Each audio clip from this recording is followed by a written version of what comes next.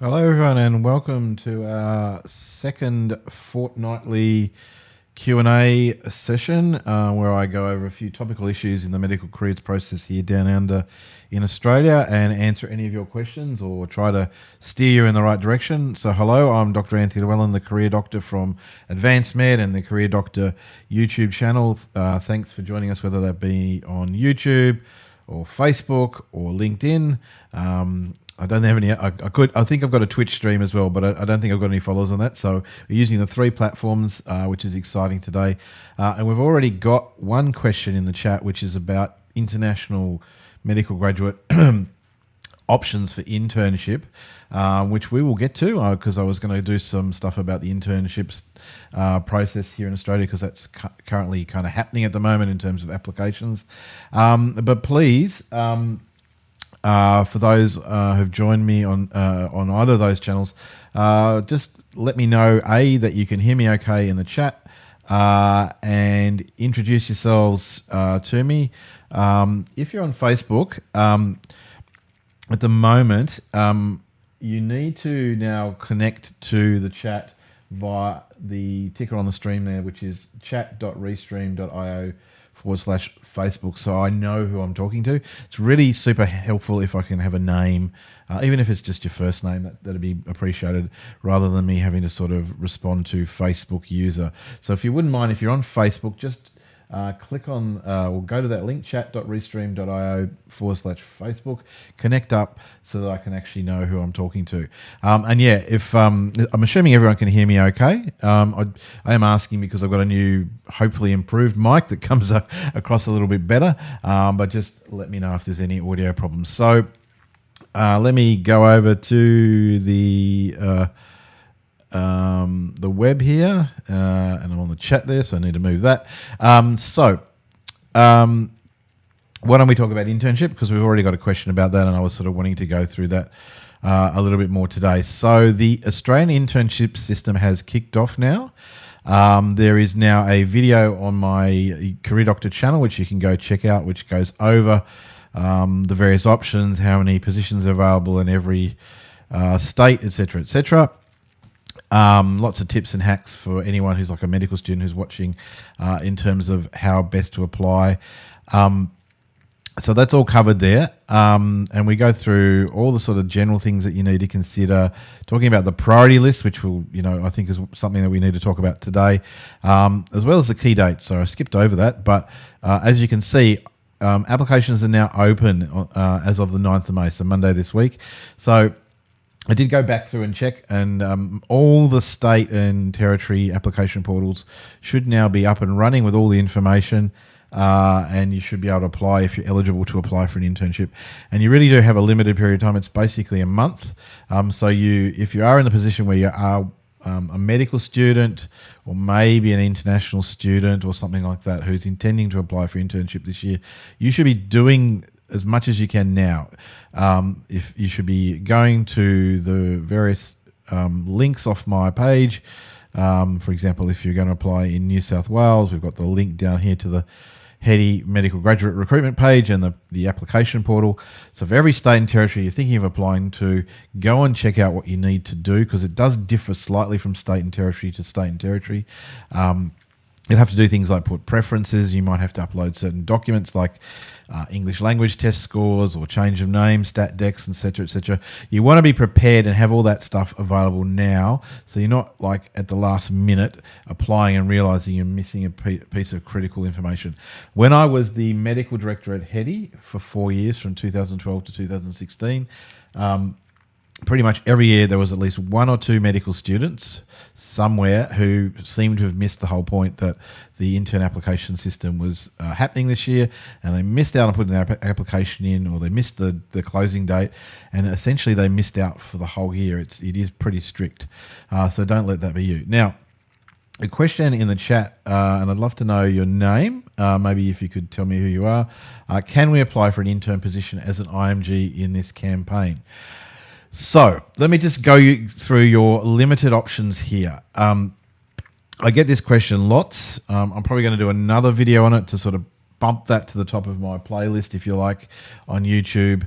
But essentially, the Australian internship, excuse me, the Australian internship system is reserved for graduates of Australian medical schools, with a reason for that. Now, that may seem harsh and unfair that international medical graduates don't have access to the system, but that is generally the system in a number of other countries in the world. So the way our medical training system works is we have a period of medical school, which then goes back to, but is essentially extended out into a provisional year before one gets what's called general registration, or what you might in another country might be called full licensing in medicine. So the tradition has been to do your medical school and then do another sort of test year in the hospital system, if you like, before being given your general registration. And in the old days, just prior to when I graduated in 1996, that's how old, you can sort of work out how old I might be from that, I guess. Once you got your general registration in Australia, that then enabled you to go and work independently anywhere pretty much, particularly in general practice. So in the 90s, you could still take your general registration after your internship year and become or set up as a general practitioner. There was already the College of General Practice. I think maybe both of them were there at the time. Certainly the RACGP was there. So people were training up as a specialist general practitioner. But at that point in time, you could just be a general practitioner. And that's, again, the way it's sort of historically worked. And some countries still have that, where if you graduate from medical school and get your full license or general registration, you can set up as a GP somewhere. That is no longer the case in Australia. General practice is especially in its own right, by rights. And so the effect of the general registration now is somewhat diminished, I guess, but you still need to have general registration as an eligibility requirement to apply for specialty training in Australia. So basically, you can't really work as a doctor until you've got that general registration, which is why the intern positions are quite important for the medical training system in here in Australia. And so this is why IMG doctors generally cannot apply. If you go and look at, for example, let's just go at... this is the New South Wales priority categories as per HEDI. The 4 categories are Australian New Zealand citizen or Australian permanent resident, graduates of New South Wales, so that's priority 1. Then same, but graduates of a New Zealand or interstate university or did the year 12 in New South Wales. Then Australian citizens who might have graduated from a New Zealand or interstate university who didn't do their year 12 in New South Wales. Then we get down to the non-citizens who would have graduated from New South Wales medical schools, other universities, etc., all the way down to category 6, which is graduates of Australian Medical Council accredited campuses outside Australia. And there are a couple of those. University of Queensland runs one in New Orleans and Monash has one in Malaysia. So they do not permit applications from international medical graduates of other universities, other medical schools, or indeed, graduates of any sort of other school. And that's the same for most states. Now, the same for Victoria. The first exception comes when we get to Queensland, and they do permit both medical graduates of universities outside of Australia as well as graduates of international universities. But here's the kicker: who have not completed internship in Australia or another country, and have either obtained the AMC certificate or completed the AMC MCQ. So if you look at Queensland, South Australia and Northern Territory, they are the 3 jurisdictions which will accept applications from people who've done their degrees in other international universities, but with the exception that if you've already completed an internship, they still won't accept your application. And you generally have to have done at least the AMC MCQ. So if you're an IMG, if you're an IMG who has not completed an internship, and that's a requirement in your country, you do have some options in Australia. But I've only met a handful, maybe 2 or 3 people who've ever been successful that way through the Queensland system. I've never met anyone who's been successful through South Australia or the Northern Territory. So hopefully that answers the first question about can we apply for an intern position as an IMG in the internship recruitment process. We're not talking about the rest of the annual medical recruitment process here in Australia. We're just talking about the internship system. I'll get to your options very shortly. But you'll see that really of all the IMGs who might be interested in working in Australia, most are not going to be able to apply through that system. So hopefully that answers that question for you. Now, you do have other options, and it depends on which pathway you're going through, and I've got lots of videos and blog posts about these, but just let's assume that you're doing the AMC standard pathway, then, of course, your next option in terms of a job, the best option would be a resident medical officer position. And I think one of the reasons why there tends to be some confusion amongst IMG doctors about this I need an internship issue is that when you go and, let me go back to the web here, when you go back and look at the information on the Medical Board of Australia website, so we're talking Medical Board of Australia here, which is not the Australian Medical Council, another point of confusion there for overseas doctors. When you look at the standard pathway information, and then you go down and look at I found this the other day, hopefully I can find it again,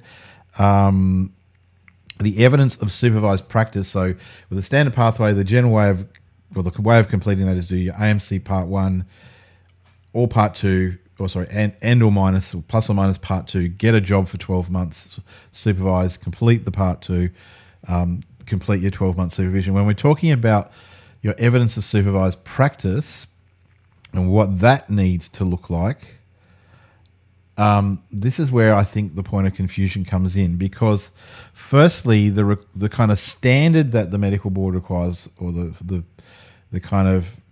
first standard, is that you've done a position in Australia where you've done medicine for at least 10 weeks, surgery for at least 10 weeks, emergency medical care for 8 weeks, and worked for up to 40 or a minimum 47 weeks of full-time equivalent, and it has to be done satisfactory, etc. Now, that is the exact requirements for completing your internship in Australia. And they do go on to say here in this document that talks about what evidence you need to supply is that if you haven't completed the rotations above, then you must have met the learning outcomes described in the document Intern Training, Intern Outcome Statements. And they mention that here again. And then on the next page, there's lots of stuff about internship. So I'm not surprised that IMG doctors get confused by this. I think it would be helpful if the medical board could clarify in this document and also on their page that when they talk about the intern standards for achieving general registration through this standard pathway, they don't mean that you need to be working in an intern position. And in fact, it is highly unlikely that if you're, say, a graduate from India, you've done 3 years already and you're applying through the AMC pathway, it's highly unlikely you're going to actually obtain an internship position because they're just not available. So hopefully that clarifies question number 1 from the first Facebook user. As I said, it'd be great if you could log in via the ticker there. What is it? It's coming up again. chat.restream.io/Facebook. That just allows the chatbot that I'm using to go into the Facebook API and get your name so that I know who I'm talking to. So keep those questions coming. I see we've got a few more questions again from anonymous Facebook users. So again, if you could tell me who you are. Would it be possible for a registered nurse to transition to a hospital medical officer? I'll have to come back to you with some more questions about that. How much do psychiatrists make? How hard is it to find an RMO job for an IMG? Okay, so we can cover all those questions for you. Whilst we're on internship, just wanted to sort of just kind of dot the I's and cross the T's here, I guess. There are some statistics and reports that we can find. Unfortunately, there is a national intern audit that gets conducted every year. Unfortunately, as far as I'm aware, there's no public annual report of that process. It would be super helpful because I know they do a report if that was public. It's meant to be published through COAG, but I haven't been able to find that. But we can patch other sources of information together to sort of figure out kind of the supply and demand side of internships in Australia. So we know, because I counted them Did I put it up the top here? I can't remember now. Anyway, when I went through and counted them all up, New South Wales, which has 1,100, Victoria has on offer this year 891. When you count them all up, including the Commonwealth process, at the moment there are 3,779 intern posts on offer in Australia for next year. Now, we know because of past experience, historically that number tends to go up because it used to not. It used to be pretty rigid, but over the last few years, health services, particularly things like COVID, etc., have decided they want to add some more in as they go along, and so usually that number ticks up maybe by 40 or 50 odd by the end of the year. So it's going to push over 3,800. So that's the number available, okay? So the first question is, how many people need these internships? And if we understand the system's meant to support the medical graduates from the Australian system get their internship, then we can go to what's called the Medical Deans of Australia and New Zealand website. So this is the organisation for all the medical schools, if you like, representing the deans, and they have statistics reports. One from 2021, so a little bit old, but this has some information here. So it tells us how many medical students were graduated at the end of 2020. That's not the most helpful thing about this report for today's though. What we want to go to is, let me see, was it here? Yeah, okay, so page number 3 I think is what we want here. So this tells me the projections for graduation. So 2022, a year or so ago, according to the Medical Deans of Australia and New Zealand, for Australia only, not including now New Zealand, there are meant to be a little over 4,000 students, which will be Australian domestic students as well as fee-paying visa students in Australia, and will include those in the offshore campuses as well. 4,048. So 4,048 versus 3,799. What's that? About 250 difference. However, there's usually a bit of an attrition rate, so they were estimating 3,931. So there we've got a gap of maybe what's that? About 130 or so difference between what's available and how many would want one. Where it becomes confusing is that you can basically apply for every state and territory that you want to go into, and lots of people do that to try and, particularly if in their lower category priorities, if they want to maximise their chances. But interestingly, some of the states and territories do annual reports. Hetty was doing one when I was there. Actually, that's the PMCV one. I'll go to Hetty. So Hetty does the health education and training, does the medical intern recruitment in New South Wales. I was looking through their annual report today from the last year, and there was so the year previous they filled 1,048 positions with 1,050 interns, and the reason for that was to job shared. Now that's not where I wanted to be though. There, just bear with me.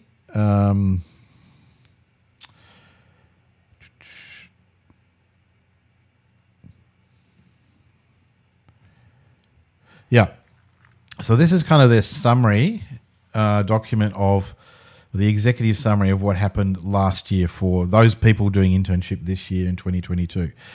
So they show you how many people from various priority categories were received an internship offer. So 1,050 in total, including most from category 1. And then, interestingly, 16 from Category 6, which is the offshore campus category. And it's interesting that they got down to that. But here's the kicker.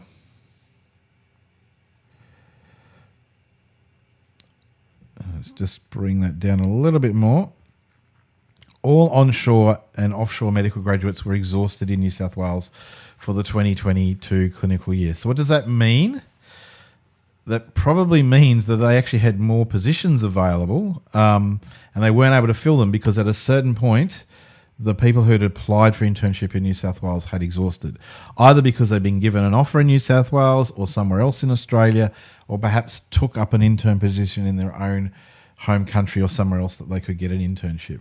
And you can read similar in the, this is the PMC report. They had a similar thing where they didn't end up filling all positions because of that issue. So that's sort of an interesting answer to the question, is there enough internships? Because at least for the groups that are intended to get them, the system seems to supply enough positions if you combine what's available in Australia through the states and territories plus the Commonwealth top-up plus the effect of people declining, deferring, or going somewhere else in the world for their internship. So that's internships. So let me just get back to off that. So hopefully that sort of fills you in. I might just see if there's any more questions about internship. Okay, so there's a Brunnervan. I'm a Canadian student thinking about going to medical school in New South Wales. Great to have you on the channel, Brunnervan. So your next question, no one can predict. Now this is a way of highlighting, but I've never been able to figure this out. Well, there was anyway. What do I think the internship prospects will be in the next 4 years? Yeah, so according to the latest heading report, there were 30 vacancies at the end of the late vacancy management. And my friends who graduated have received multiple internship offers. So that's exactly my point. I guess you could argue the system is working, at least working for the medical graduates, possibly not so well for the actual system that maybe seems to want a few more internships. Although I can tell you that wax and wanes. When I was in the role at Hetty, I was trying to push chief executives of various health districts to take more interns because we needed to create more numbers for those graduating, but also because it just makes good sense from a medical workforce development perspective. If you have your own interns, you can develop them into residents and trainees rather than trying to pull in people from elsewhere, which is so much harder. But there has been resistance in the past because the internship period is perceived as maybe a period where there's needing a lot of support and you don't get a lot of productivity out of the doctor. And again, that may be about the health services perception, or maybe about the medical schools preparing people better, or maybe just a false reality, but that was a bit of an issue at the time. But now we're sort of in this situation where perhaps the system's not working as well as maybe some particularly regional rural health services might want, in terms of wanting more interns to help with their supply issue of more mature doctors as they go forward. Yes, but basically, Brunnervan, I've been involved in these sort of debates and discussions and processes, whatever, for now close to a decade. And so far, no one has really truly missed out on an internship if they've stayed within the system. They've either gotten one in Australia, or in your case, there are options to return to Canada at a certain point to do your internship. And that has been a bit of a bugbear. Traditionally, the JMO managers tend to be a little bit unhappy when they get a Canadian medical school graduate, because traditionally what happens is they do an internship for a couple of terms and then they disappear back over to Australia, to Canada. So that's a bit of a complexity system. Branavan,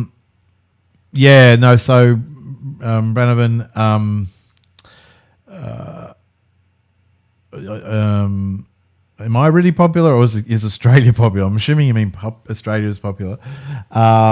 Medical school is so competitive in Ontario. And aware of my videos. Yeah, so look, I'm probably, I've been meaning to do a post about medical schools for some time, and a video, etc. So I'll get around to that hopefully by the end of this year.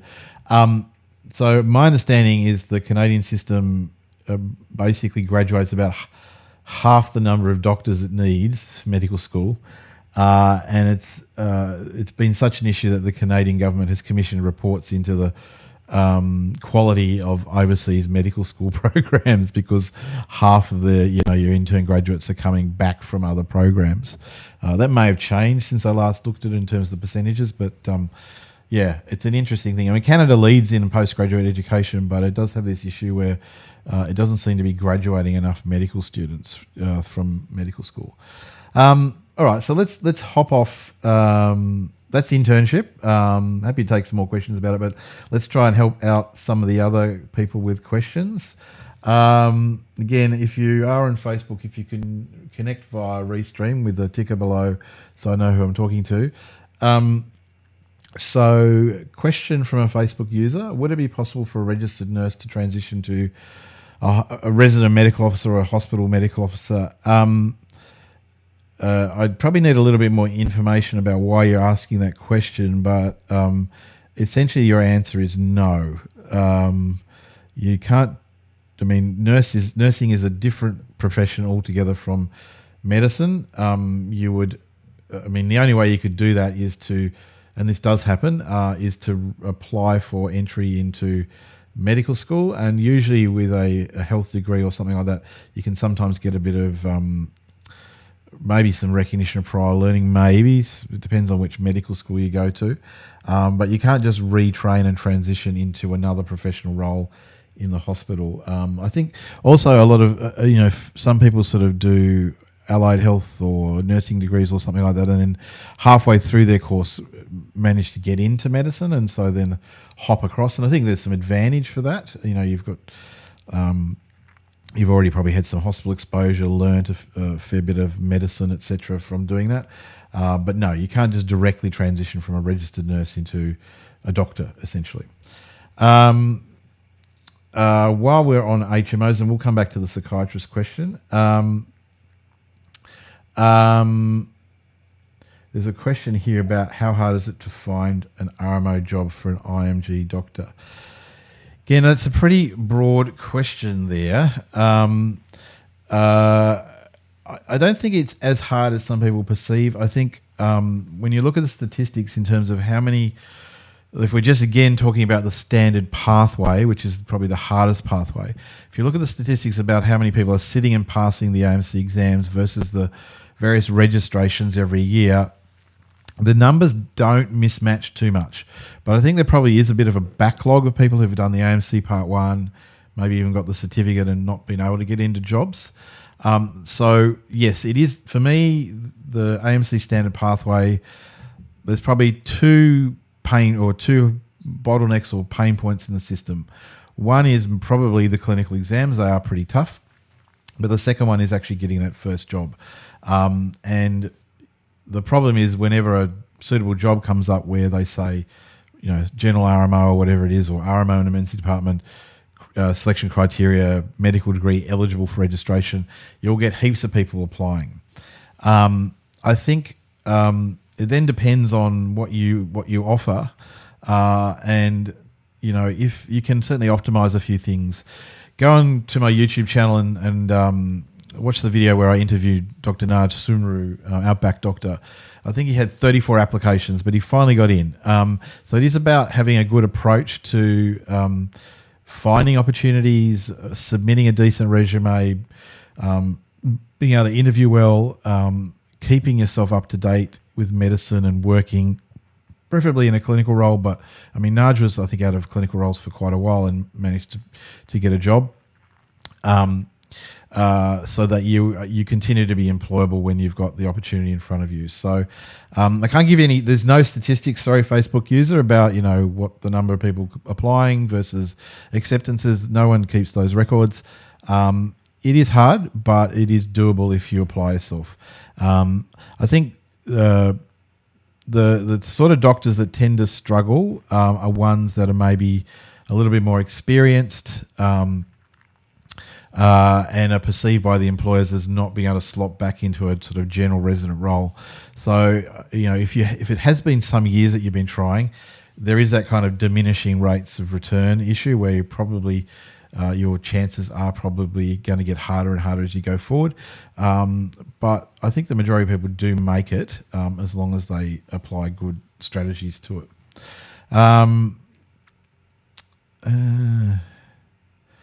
Now, someone was replying to someone about PLAB exams.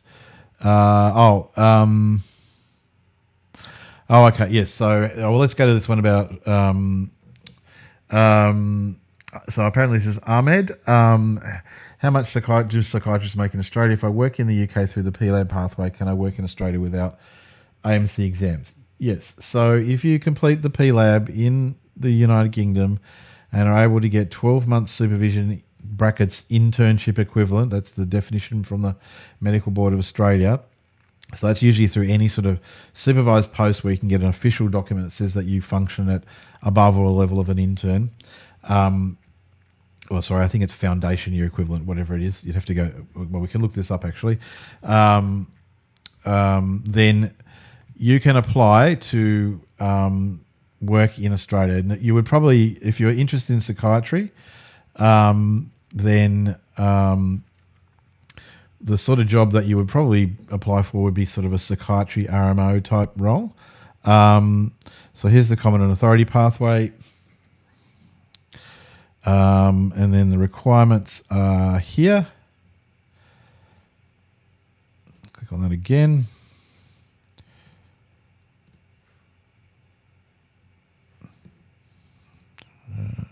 Open, please. There we go.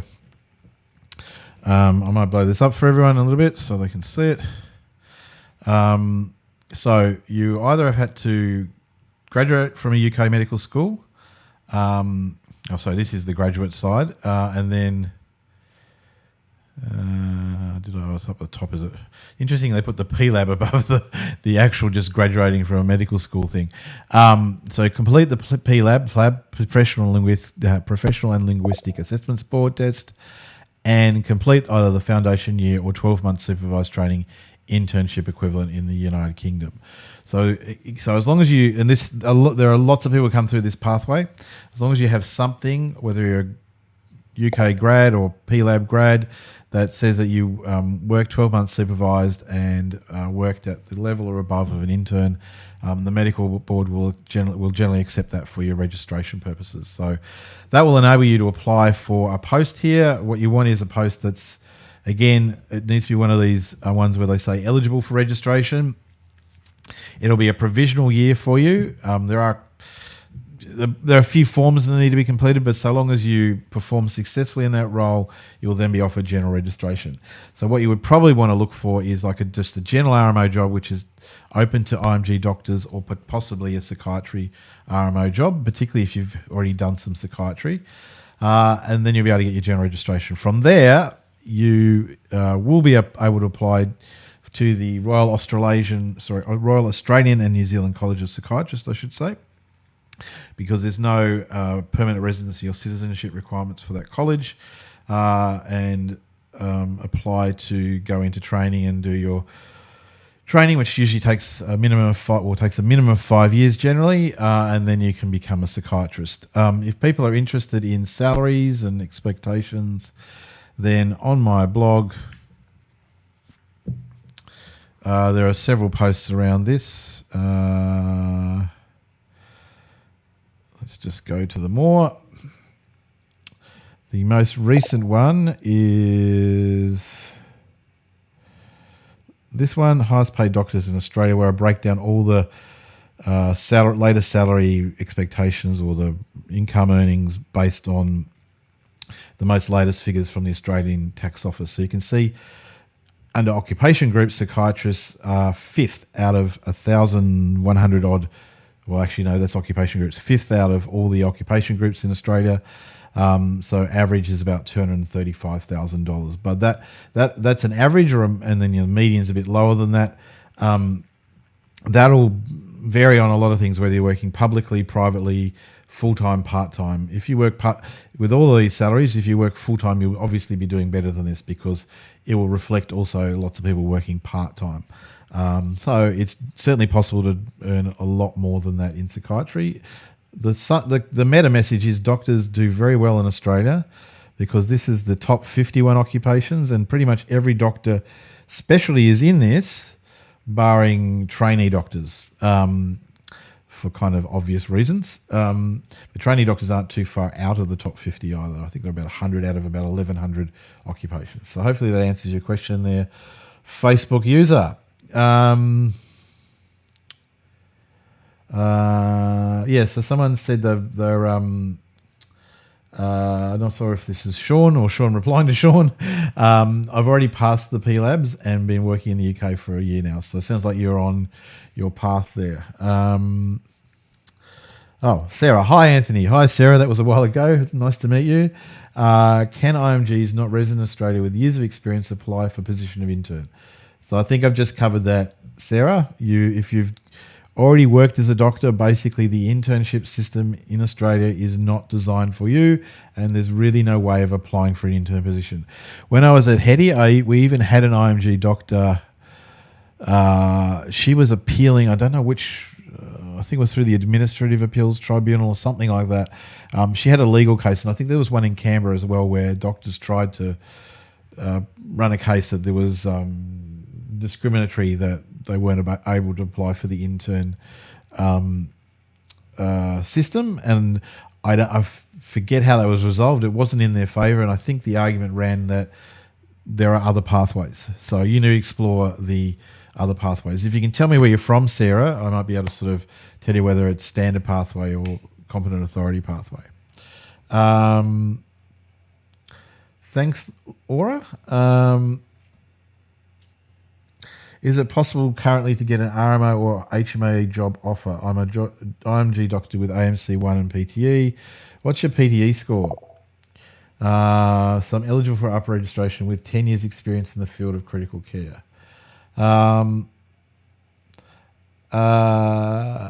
Yeah, so I mean, it is possible.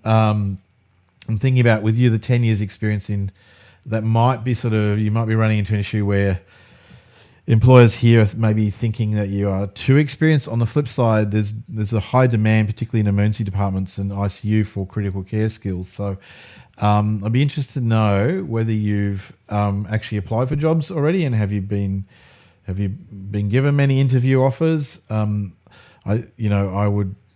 What I often find with IMG doctors is struggling to even get interview offers through mainly the standard pathway, but also some of the others. The problem is the way you've put together your resume, and there's usually ways of optimizing. Even with what you've written there, I can see how we could really super optimize the strength that you have in terms of critical care. That might be quite valuable, say, to a regional hospital where they're probably looking for more people who can do ED type and manage the ICU after hours, which is often real areas of need in sort of regional rural areas. So yes, feel free to give me a bit more info about yourself, or what I would probably suggest is while I'm here, I was to point out, off my main website, I have a page for resources for IMGs where I've put together a lot of my videos for you that are relevant to IMGs. And you can book one of my strategy calls, or risk-free strategy calls, where you get half an hour of my time on Zoom, and we can go over your profile a little bit better and steer you in the right direction.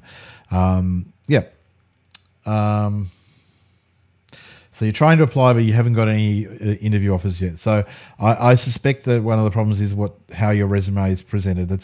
That's the number one issue I see. Despite the videos and courses and things that I have, people often don't appreciate what you need to do with it, and how to optimize it, and how to sell yourself best, because you're applying generally applying in a written online way. You don't get to talk to people, so you really do have to think about how your resume speaks on your behalf. So I would suspect it's probably around optimizing your resume. So you may want to also consider my resume services, the most popular being my rewrite service, which I'm a little bit backlogged on this at the moment. I've got a few to do, but if you're a trainee doctor, for $700, I'll basically re-engineer it, put it into the CV builder that I've got a professional account for, so that you can maintain it afterwards, make as many copies of as you want, change the template, etc. You can do what you like, and that should probably, for most people, tends to really boost their chances in getting an interview. That's the whole point of a resume. So yes, it is possible to get a job without. So is it possible to get a job without previous Australian experience? That's kind of a catch-22. Like, yes, people do that. Like, there are spare positions in Australia. We have to recruit people who've not worked in Australia. That's kind of how it works. So yes, plenty of people do that. So Shabazz, multiple attempts to prepare the AMC but failed. So I'm presuming this is the part one. Look, Shabazz, I'll have to be open here with you. The mechanics and the preparation for the Australian Medical Council exam is not something that I invest a lot of time in. I don't see myself as an expert in that. And there are plenty of others in the space. The two groups that I kind of recommend off my website are Sharia's Academy. There's a link there below. The one that's based in Australia that most people seem to feel is the most credible is the Alan Roberts Institute. So you might want to look into what those organisations might be able to do for you. There are blogs. AMC. There's a very good blog post written by Dr. Noah Dundici for me, which kind of goes through some tips and lots of tips. And he did pass the exam. And so his approach and what he recommends certain texts. He recommends question banks. He doesn't necessarily recommend going through a course, but others do. So you might want to read through that and see if that can help you out. But as I said, I don't do coaching for the AMC exam. I'm not an expert in that. I'm more of an expert in the medical HR side of things. Okay, I think we've exhausted all the questions for today, and I do have a coaching client in a few minutes. So I think that was a great session. It looks like the audience is mainly international medical graduates. I'm picking up at this time of day, which kind of makes sense. So I'm really enjoying these fortnightly sessions. Would encourage you to tell other people about it. I will start doing a bit of an email blast as well. So if you haven't subscribed to my website as yet, you should do that so that you can get regular alerts about when I'm doing things like this. So thanks everyone for their participation today, I should say.